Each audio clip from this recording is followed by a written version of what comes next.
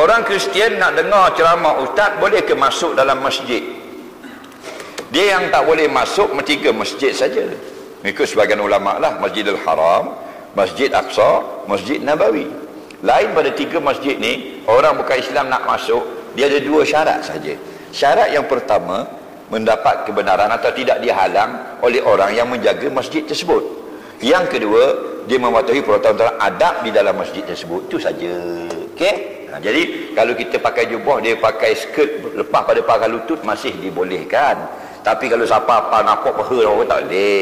Itu aurat berat. Okey? Kalau pakai seluar masih dibolehkan. Ini orang kafir nak tengok orang Islam, mudah-mudahan tertarik. Sebab tu disediakan jubah-jubah di masjid-masjid untuk orang bukan Islam datang ziarah, maknanya nak lihat masjid. Okey? Mari pakai G-string masuk masjid balik awal. Nampak? Lebah tu siap.